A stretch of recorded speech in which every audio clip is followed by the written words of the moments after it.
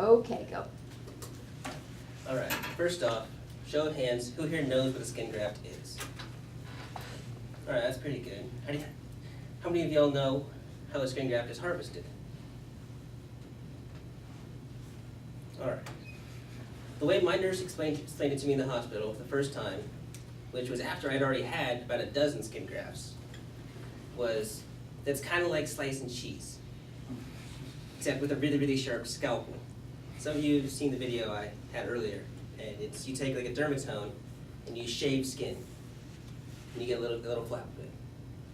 I regret not wearing shorts today so I can show you some of my donor sites, but that's besides the point. Today I'm going to talk to you about skin grafts, what they are, where they come from, and some of the new technology that's been introduced in the past 10 years. Skin grafts date at least 60 years. From at least World War II, that they kind of started experimenting. It wasn't until Vietnam, where they started having burns because of napalm and things, that they started having to develop more and more technology for it. Nowadays, there's three main types of skin grafts. There's autografts, allografts, and xenografts.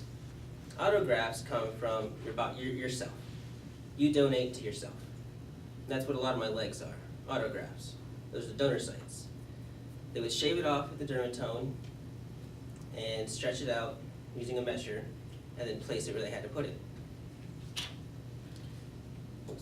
Allografts are from other human donors. These include living and dead donors. In the hospital, I was given a lot of cadaver skin, and I actually kept some of it. One of only 2 people in that entire hospital or that region that they know of that kept their cadaver skin. Matter of fact, it's right here. That little white bit. I see dead people. And the only other guy that accepted cadaver skin is also from Monroe, where I grew up. So it must be something in the water. The third type is xenografts, which is from animals, typically pigs, because their skin is very analogous to humans. The xenograft of the pig skin is used only as an intermediary. It's never long term. It's like they initially covered me after all my burns. It was in pig skin, so they could kind of close some of the wounds and assess what they had to do, where they could harvest for the autografts. This brings me to the 3 different types of skin transplantations and how they use those grafts. There's the partial thickness, which is where they shave off the top layer of skin. There's the full thickness, where they cut out the blood vessels and the fat and the skin. And then there's the composite, which is skin and fat, but no blood vessels. You use partial thickness for covering large surface areas like chests and sides and backs and arms. And the full thickness is more for like cosmetic areas. Same with composite, but with the full thickness, they take the blood vessels. That's what this one is, for increased mobility, and it already comes with its own blood supply, making acceptance much more likely. It's like a 98% acceptance ratio, and they take it from an autograft. Composites, that's more for cosmetic things, where like they do noses or ears, cheekbones, filling those kind of things out.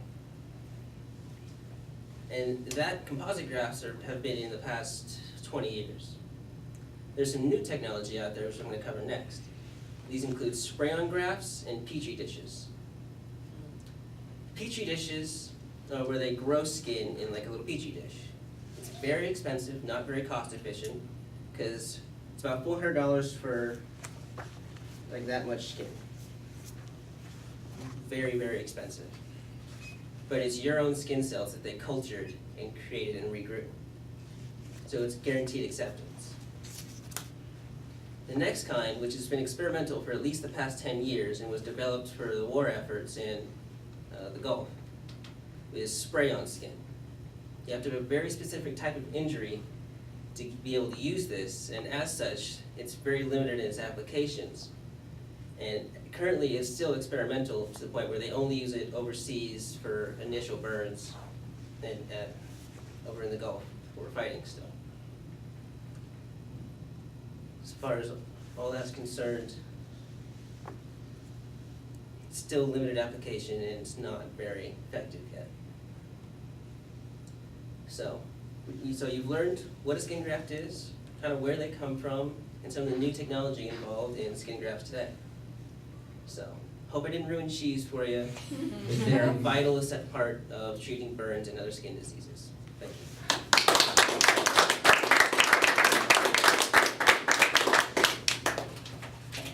I forgot to point my guy. Yes, you did. Wait, so if the skin of bear, they can make it furry?